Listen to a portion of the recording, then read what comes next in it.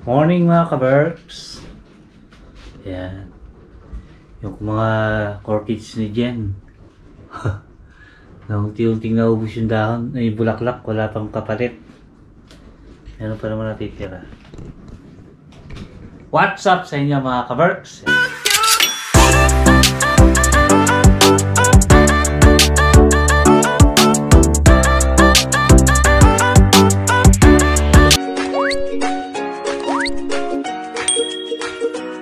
Magandang araw, tanghali at gabi. Sama kayo sa sulok ng mundo mga ka-Berks. I hope magandang araw nyo today. Yeah. Ako lang mag-isa dito sa bahay. Kasi naka-holiday tayo mga ka-Berks ng 1 month. Simula nung birthday ko, August 1, naka-holiday na ako dun sa unang company ko. Sa first job ko. Kaya pala. Tapos sa Lunes, August 12, naka-holiday din ako dun sa second job ko. So, 2 weeks tayo walang trabaho mga ka-Berks. Yan. Tapos, pahinga-pahinga din mga ka-Berks kasi bigla ko lang naisip na mag-holiday dun sa first job ko. Ay, pumayag naman kasi nakapile naman na ako nung December pa. So, hindi kami matutuloy nga umuwi. Plano kasi namin umuwi ng Pilipinas nung December. Kaya lang, hindi namin natuloy yung plano. Kaya sabi ko dun sa HR manager namin, baka pwede kong gamitin ngayong August. Ngayong buwan ng August. Kaya naka-holiday tayo ngayon ng buong buwan ng August. Tapos, yung sa second company ko kasi, sa second job ko na gamit ko na yung 2 weeks. Tapos gagamitin ko ulit next Monday yung 2 weeks. So, yung pahinga tayo mga ka-Berks. Ito lang tayo sa bahay at marami tayong gagawin. Basta, hindi ko pa alam kung ano makaplano natin, pero plano ko kasi magpahinga muna. Tapos kung may libot tayo, siyempre sasama namin kayo mga ka-Berks. Yan, si Jen pumasok sa trabaho, inatid ko kanina umaga. Si Sam at si Reng, may pasok na rin sa school. Back to school na sila mga ka-Berks. Yung ulam natin ngayon, pinalambutan ni Jen tong isda. Ito pa yung isda galing kay Karina, may natira pa. Tapos ito yung bagong bigay niya nung pumunta siya dito nung birthday ko. Puro isda. Yan. Pagkain natin yung pinagkainan ni Sam. Ligpit muna tayo mga ka-Berks ng kalak dito sa bahay kasi ayayos ko na yung ating dishwasher, yung mga hugasin. Nasalang ko na. So, mag-isa lang ako dito kaya magliligpit muna tayo ng kalak. Saka yung sala namin medyo magulo. Yan. Ligpitin ko lang yung mga mga atog ito. Yung mga towel, throw pillow. Ayusin natin yung sala. Tapos mag-vacuum ako. Maglilinis ako ng bahay mga ka-Berks. Para naman pagdating ni Jen mamaya hindi na siya maglilinis. Wala naman akong ginagawa eh. So yan, umpisa ko muna dito sa kusina mga ka-Berks. Pero siyempre pala, titimpla muna ako ng kape kasi hindi pa ako nagkakape. Pay tayong tubig. Yan. Sarap din pala sa pakiramdam mga ka-Berks. Nagpapahinga. Hindi, gano'n kasi mga ka-Berks. Ngayon lang ako nag-holiday dito sa Finland na nandito lang ako sa bahay. Kasi usually pag nag-holiday kami, umuwi kami ng Pilipinas. So ngayon lang ako sa tagal ko dito, ngayon lang ako nag-holiday ng stay at home lang ako. Nandito lang ako sa Finland. Hindi ako lumabas. So, yun. Ang gagawin natin syempre dito, magbablog tayo. Pag may libot, papasyal namin kayo. Sasama namin kayo. So, yun. Pagka malamig na kasi ngayon mga ka-Berks, lumalamig na. Kaya, pagka maganda yung panahon, magpupulot tayo ng bote. So, yun. At magliligpit muna ako dito mga ka-Berks. Para mamaya magsasayang ako. May kanin ba tayo? Ayan, may kanin pala kami. Hindi ako magsasayang. Sasangag ko na lang tong natitirang kanin. Tapos lalagay ko tong itlog. O, yun o. Iyano natin. Magre-recook tayo. Para di masayang yung pagkain. Tira ni Sam tong itlog na ito. Pinaluto niya. So, yan. Luluto tayo ng magsasayang ako ng bago. Kasi may pasok pa pala ako ng 2 to 10. Sa Lunes pa ako wala. May 2 days pa ako. Sayang tayo ng bago. Tapos Yun.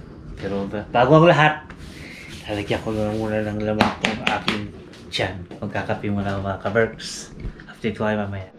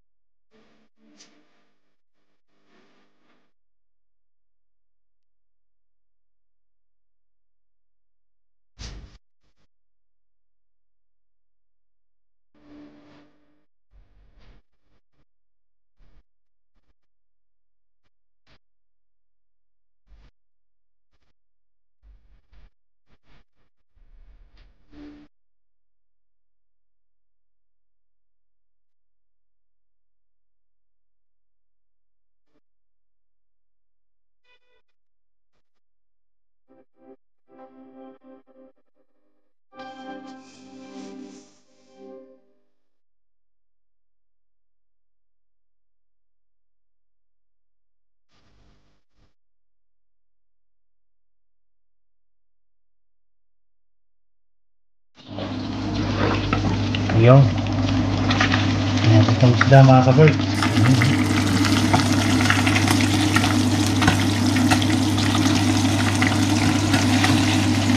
Itayin natin para masunog. Ito yung isda galing kay Karina. Yan pa. Tatlong salang pa yun. Ayan. Dumating na si Jen. Nandun siya sa kwarto. May kausap sa telepono. Ako naman, naglilinis ako. Di pa ako tapos kasi napatig lang niya itong niluluto niya. Siya yung nagsalang nito mga ka-Berks. Ang naluto na to. Kakain na tayo kasi gugutom na ako. May kanin pa naman kami dito eh. Kaya hindi na magsasaying. Ayan mga ka-Berks. Ay yung kape ko pala. Sos! Yung kape ko kanina pa dito sa microwave. Yun o. Ang lamig na ulit. Kape tayo.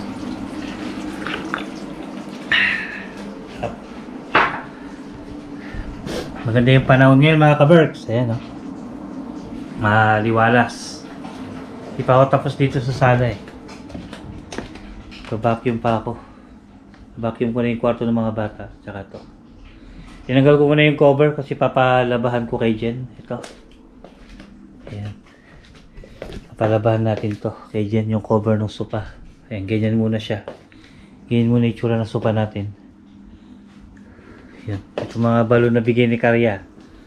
Hindi ko muna tinatanggal. Antayin ko na lang lumiit siya mga yan bago ko tanggalin. Siyempre, hindi pa naman tapos yung August eh. Para si Kuya James lang eh. Isang buwan nag-celebrate ng birthday. Sa bagay, Kuya James din ako kasi sa trabaho walang tulugan. Hindi, meron naman. Itulog naman.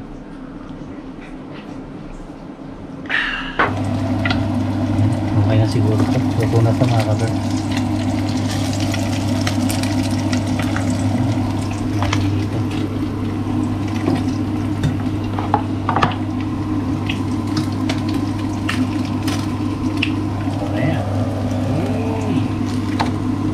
Wraps na yan mga ka-Berks. Uy! Ang ganda ng isda nito mga ka-Berks. Wala siya masyadong tinik. Puro laman siya. Ang sarap niyang kainin. Fresh kasi.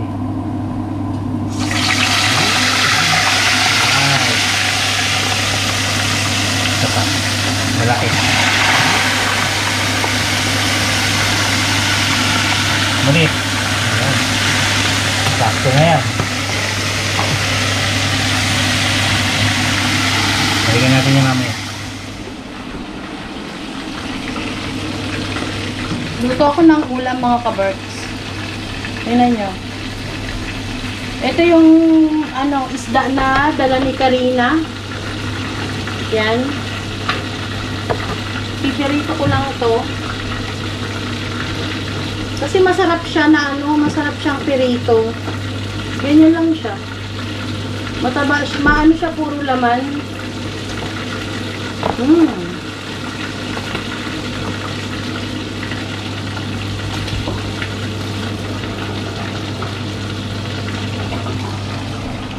Ang inyong kabarks ay naglilinis ng bahay. Dahil siya ay naka-loma. Naka-holiday siya. Kwento ko sa inyo mga kabarks kung bakit kami naka-holiday next week. Lablay, kwento mo na ba sa kanila?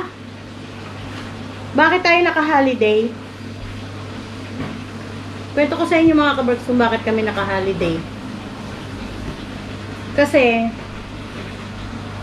supposed to be yung bakasyon namin, ng yearly vacation namin sa aming company is 1 month. So, naka-file kami ng aming vacation ng December dapat. Pero dahil nagkaroon kami ng emergency, paano ba? Hindi naman siya, parang emergency na din siya. Importante kasi na kailangan namin gawin. So, binawi namin yung aming holiday vacation ng December na ginamit namin ngayon. So, last May, ginamit namin yung aming 2 weeks para doon. And then, the other 2 weeks is ngayong August namin gagamitin. Nagkaroon kasi ng sitwasyon kay Sam na hindi namin nakalain. Sa school kasi, mga kaberks, mayroon silang yearly check-up. And then last year, December, general check-up na yung Sam. So, sa check-up niya na yun, na-find out na yung mata niya is may diferensya. So, nakita doon sa check-up niya, marami siyang dinaanan na check-up mga kaberks. Lab, nakwento mo na sa kanila bakit tayo nakaloma? So, yun, kunikwento ko nga sa kanila. Na-find out doon sa check-up niya. So, na-find out dun sa check-up niya mga kaberks na meron siyang genetic cataract. So, yung genetic cataract na yon, nagde-develop pala siya mula pagka-buntis. Nung pinagbubuntis pa lang siya. Which is hindi namin alam. Nakita doon sa check-up niya na yung yung mata niya is kailangan ng maoperahan talaga, urgent. Ang sabi ng doktor is urgent. Hindi na siya pwedeng paabutin pa ng 18 years old. Kasi usually daw, yung mga ganon may genetic cataract, sabi ng doktor, yung explanation sa amin, dapat hahantayin pa yung 18 years old. Pero since yung sa kanya ay malala, kailangan niya nang maoperahan agad. Dahil yung kanyang eyesight is 40% na lang daw, sabi ng doktor. Kapag pinatagal pa siya, mabla-blind siya. Yun ang explanation sa amin ng doktor. So, kailangan tanggalin yung lens niya at papalitan daw yon yung lens niya. Yun yung ano namin. Yun yung dahilan kung bakit kami nakaloma. Dapat, nung May 25, dapat yun yung dati, yung unang schedule niya para dun sa kabilang mata niya. Kaya lang, na-cancel siya kasi yung dumating na lens daw ay hindi fit sa kanya. So, minove siya ng August para dun sa isa niyang mata. Doon yun. Next week naka-schedule yung yung surgery niya. Pag-pray nyo mga ka-Berks na sana maging okay yung surgery ni Sam. Kasi after nung left eye niya, uunahin yung left eye niya. Kasi yung left eye niya, yun yung medyo malala. Tapos, after nun, i-reschedule nila ulit yung para sa kabilang mata niya. So, yun, matagal na nga itong yung mga ka-Berks. Matagal nang na-check yung niya na yun, yung mata niya na yun, December pa. Pero dahil kasi para makasigurado sila, marami siyang dinaanan na check-up. Parang apat na klase yung pinagdaanan niyang check-up. Meron sila yung parang ultrasound sa mata. Meron pa siyang parang yung x-ray. Mga ganun. Basta malalim na consultation ang ginawa sa kanya. Kasi tinanong ko din yun sa doktor. every month na naghahantay ako kung kailan ang schedule niya, lagi akong tumatawag sa doktor, which is yung paliwanag nila, kailangan nilang pag-aralan talaga yung mata niya, kung yun talaga yung cause ng ano niya, yung bakit ganun kalabo yung mata niya. Tsaka ilang doktor ang humawak sa kanya. Tatlong doktor ang humawak sa check-up ng mata niya. Siguro iba-ibang level ng ano ng doktor yon. Tapos yun, napagdesisyonan nga nila na kailangan siyang surgery. Yun. Kasi hindi naman nagre-reklamo si Sam na malabo yung mata niya. Wala siya. Ang paliwanag ng doktor doon. Dahil nakasanayan na niyang ganun ang eyesight niya. Kaya para sa kanya, normal yung ganun. Hanggang sa nung, napansin ko, ako mismo yung nakapansin mga ka-Berks. At saka yung isang pinsan ni Kero sa Bataan, nung nagbakasyon kami 2 years ago. Kasi dito, pag gumagala kami dito, summer, gumagala talaga kami dito. Napansin ko lang sa kanya, hinihiram niya yung sunglasses ko. So, ang ginawa ko, bumili ako ng sarili niyang sunglasses. Para pagka lumalabas kami, may protection yung mata niya. Nung una, okay pa sa kanya. Para siyang naging napansin, yung kapansin-pansin talaga siya na naging yung mata niya sa Pilipinas. Kasi sa Pilipinas, alam niyo naman mga ka-Berks, ang init sa atin, masakit sa mata. Unlike dito, kahit paano, dito mainit kapag maaraw, ay ang ibig ko sabihin, pag maaraw, medyo hindi ganun kasakit sa mata kasi malamig ang simoy ng hangin dito. Hindi kagaya sa Pilipinas na pag mainit, as in masakit sa mata. So, siguro doon sa Pilipinas, doon siya talaga totaling naramdaman niya na iba yung ng mata niya. Kasi doon, gumaganyan yung mata niya talaga. Parang para sa kanya siguro yun. Iba yung dating nung init, ng sinag ng init ng araw sa Pilipinas. Kaya yun, pagbalik namin dito, yun, na-check up siya. Nagkataon na check up siya dito mga ka-Berks. Nagkataon check up nila dito sa school. Doon nakita na may diferensya yung mata niya. So yun, sa inyong may mga anak-anak dyan mga ka-Berks na huwag natin ipagsawalang bahala yung maliit na bagay na napapansin natin sa mga bata. Kasi hindi natin alam, hindi sila nagsasabi. Hindi nila nasasabi yung yung ganun. Na meron pala silang nararamdaman. Anyway, balitaan namin kayo mga ka-Berks sa surgery ni Sam next week. Next week na yon. So, yun. Ngayon, first day of school nila, August 8. And then next week, schedule niya. Nagpapasalamat kami mga ka-Berks sa inyo. Ng mga viewers namin. Kasi nandyan pa rin kayo. Itong vlog na ginagawa namin dito ay lang to. Alam niyo yung kwentong buhay lang namin dito. Para ma-share lang namin sa inyo kung anong mga kaganapan namin dito, buhay-buhay namin dito. Parang Pilipinas din. Ang kaibahan lang, nasa ibang bansa kami. At saka medyo okay yung namin dito, yung buhay. Kumpara mo sa Pilipinas na alam niyo yung kahit pagod na pagod ka sa trabaho. Alam niyo naman ang sa Pilipinas. So, sa mga iba dyan na nakakaranas din ng mahirap na buhay. Konting tiyaga lang kasi kami dinanas din namin yan mga ka-Berks. Talagang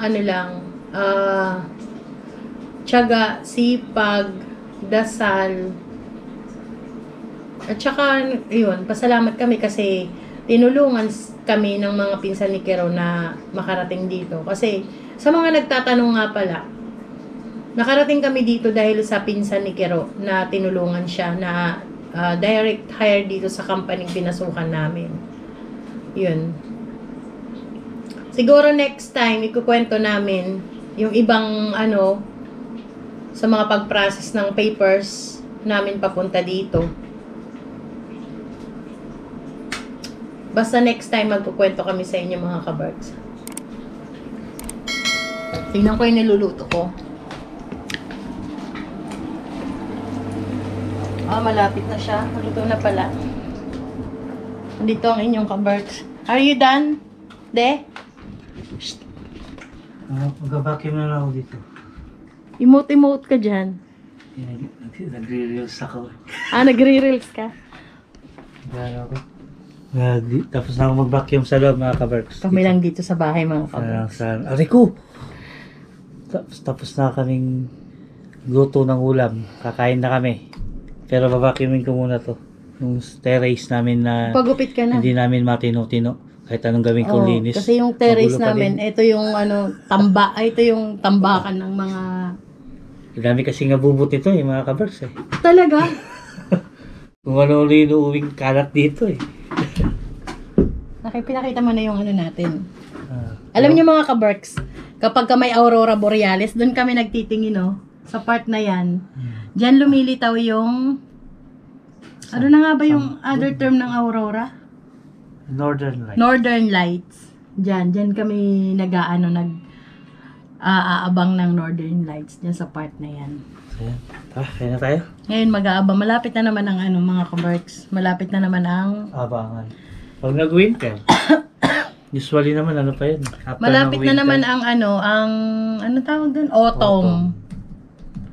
Doon sa part na dinadaan-daanan namin, nag-uumpisa nang magdilaw yung ibang dahon. Naglalagas na. O, diba? Parang kailan lang. Malapit na to. Yung mga yan. Sa mga kalsada, palagas na yung mga Yung dahon. ibang, yung mga dahon na iba, mayroon na nagdidilaw. Ang ganda ng namin dito. Itong area namin na to. Maganda kasi, ka-level lang ng puno. Yan Diyan kami nag-aabang ng Northern Lights sa part na yan, sa kanan. Diba? Ang ganda ng weather. Babacuumin ko lang ito. Tapos pag nag-winter niyan, ako, puting-puti na naman. Tapos yung mga kapitbahay namin na yan, pag kalbo yung puno niyan, kita na naman namin yung kapitbahay namin. Yan.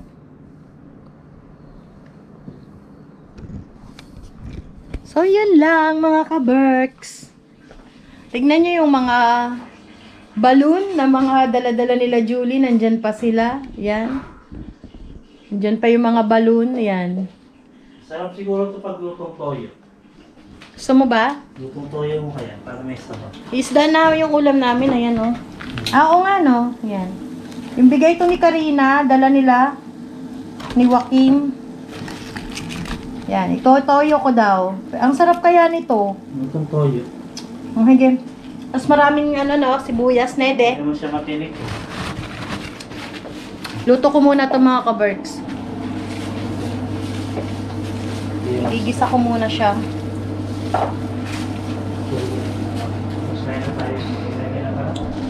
Pag hindi ako gaanong busy mga ka-Berks, shoutout ko kayo. At ipapakita ko tong mga bulaklak ko ngayon. Yung aking mga orchids ngayon ay nalugas na yung mga luma. Ayan. Tingnan nyo. Mga bulaklak. Halos maubos na yung mga bulaklak niya. Pero yan, may natira pang bago. Yan. Yan. Tsaka ito. Ito. Yan. Tsaka yan. Itong mga luma, wala pa siyang mga bago.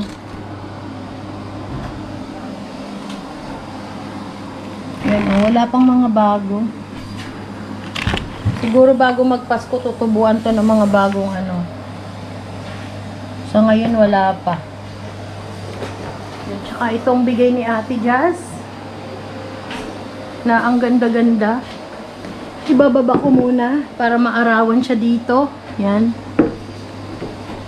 Diba? Ang ganda. Ayan, May panibago siyang tubo. Ayan.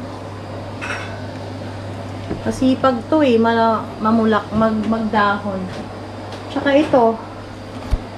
Yan. Galing din to kay Ate Jazz. Si Ate Jess ang sipag-sipag magbigay ng halaman. Lagi kaming binibigyan ng halaman. Every time na may gathering kami, every time na pupunta siya dito sa bahay, laging may dalang halaman.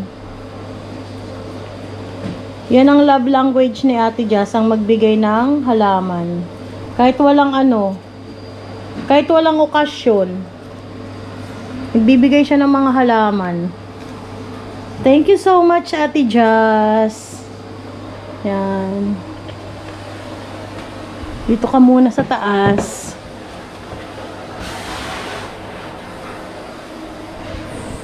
So, magluluto muna ako mga ka-Berks kasi 11 na. Maya-maya ay papasok na naman kami sa aming trabaho na panggabi. Yung holiday ni Kiro, pang umaga sa umaga yun. Pero next week, the whole day, as in wala talaga kaming trabaho. Wala kaming pasok. Kasi nga naka-file yun ng holiday. So, magluto muna ako mga ka-Berks. Isa lang tayo ng sibuyas at bawang mga ka-Berks. Yan.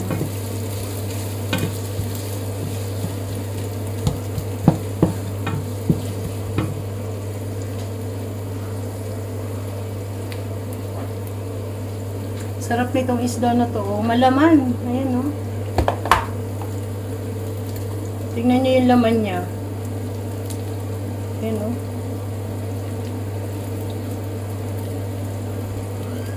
Masarap ng laman. Ayan, oh.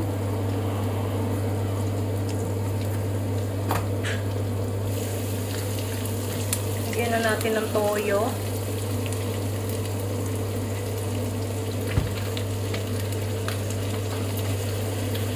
Konting suka. Paminta.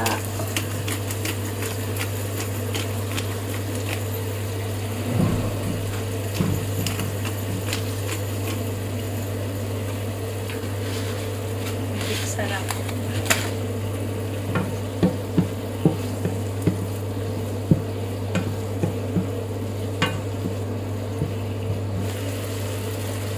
Lagyan ko ng yan. Konting hoisin sauce.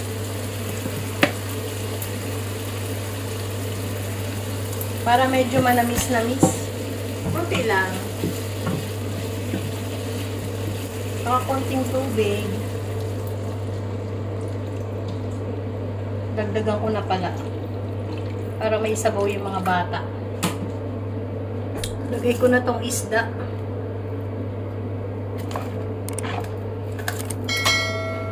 Lahat ba lalagay ko? Lahat ilagay ko? Yung sabaw. Okay lang yan. Sarap yan, may sabaw.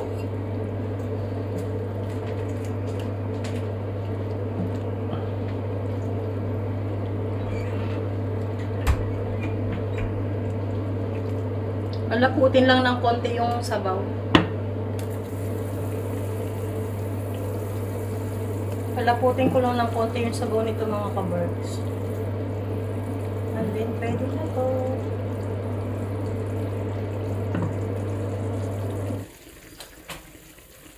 Okay na to mga ka-Berks. Ang sarap-sarap. Ayan o.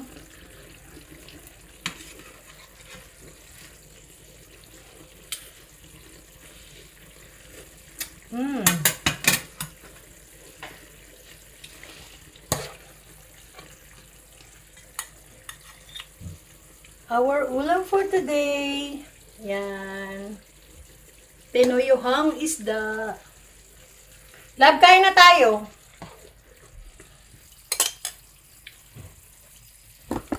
Yan. Kain na tayo mga ka-Berks. See?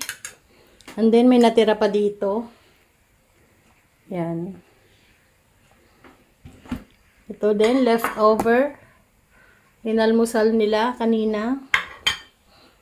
So, yan. Kakain na kami mga ka-Berks. Kain tayo mga ka-Berks. Ha? May langaw. Kain tayo. Ay, ito din. Dumapo. Hala ka, ano yun?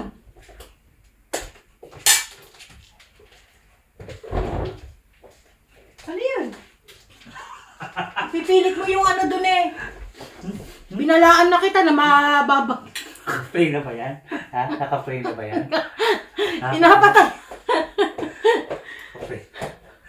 Sa ulo ka. Naka-pray na pala yan. Kaya yung tissue. Makulit ka eh, no? Pag binalaan kita minsan, wag mo nang gagawin. Kasi mangyayari yun. Oh. Sabi ko, ano ba sabi ko? Babagsak yun, babagsak. Yan. I-cut mo yan, ha? Makulit ka. Hindi ako naka-pray na. Okay. Ano okay? Hindi ako kita. Parang self. Yan. Para pantay tayo sa camera. Kain tayo mga ka-Berks. Yan. Saan mo para makatulog pa ako isang oras? Ha? Okay pa. Yan. Kakamay na lang ako. Namiss ko magkamay. Nagugas naman ako ng kamay. Napagod ako mag-vacuum mga ka-Berks. Naglinis ako ng bahay namin. Pinacuum ko buong bahay. Pati kwarto ng mga bata. Pati kwarto namin. Terrace, sala, kusina mga ka-Berks. Pagod maglinis na pag sarili mong bahay. Pero pag bahay ng iba, hindi kasi may bayad eh. Bakit nga no? Hiningal ako eh. Yun lang ako. Pero hindi mo yan pwedeng patayin nakadapo dyan sa dahon.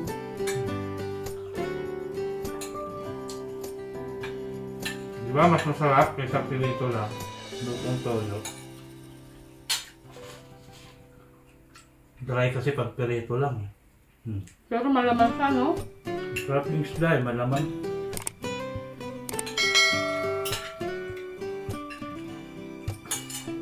Tayo, kain.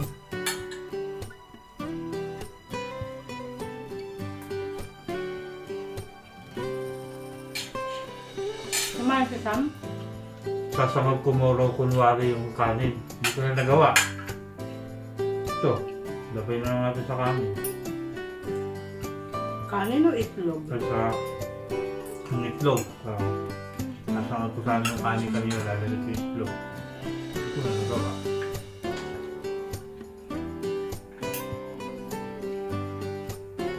Tahimik, no?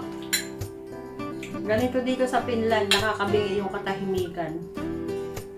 Kami lang ang maingay dito mga kabers. Lalo na.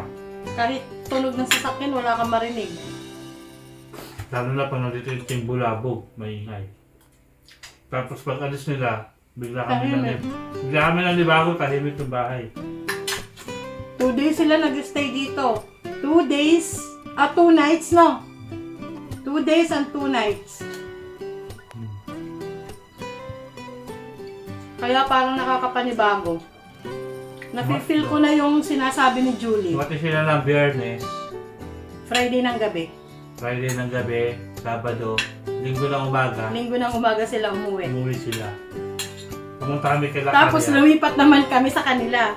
Lumipat kami kay Lacaria, doon naman kami natulog. Doon naman kami natulog ng linggo. Lunes kami ng umaga. Ay tanghali, umuwi. Ang lakas ng trip namin no, mga kaber.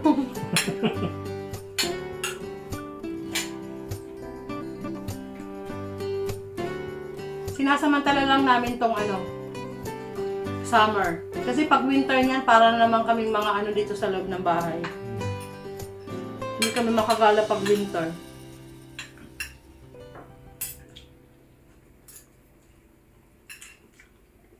Nafe-feel namin yung nafe-feel nila Julie na pag wala ng tao, parang naninibago sila. Kasi kaila Julie laging may tao. Lagi silang may bisita. Kami, nagkakaroon lang kami ng mga bisita pag sila Julie.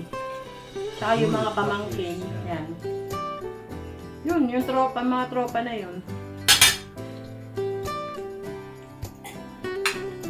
Sarap. Yun lang yung pinaka-banding namin. Sarap mga kaber, sarap. Alam niyo yung kahit may kahit konting lang oras, na pagkakataon namin na magkaroon ng time para kaming mga sinisilihan sa puwet. Hindi po pwedeng nandito lang sa bahay talaga. Maliban na lang kung talagang sobrang tinatamad. Kaya yun si Bella, sanay sa ingay. Gagawin natin productive yung holiday natin mga kabers. Upload tayo lagi ng vlog. Tingnan natin kung makapag ano tayo, no? Makapag-film tayo sa surgery ni Sam.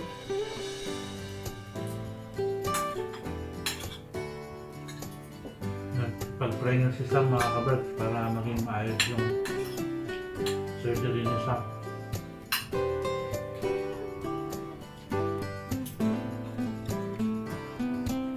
After nang ma-operan yung right ba? Unahin yung left. Kaliwa, i-schedule yung kanan pag okay na yung kaliwa. Kasi kailangan mapalitan yung lens niya. Tapos, pag okay na yung dalawa niyang mata, sukatan siya ng salamin para maging 100% yung vision ni Sam. Magkakaroon na ng salamin si Sam. Okay na yun, kaysa naman dumating ang araw. Kasi kailangan niya pa rin ng nakasalamin dahil para protection daw yun. Para protection kasi artificial na lang yung lens ni Sam sa mata.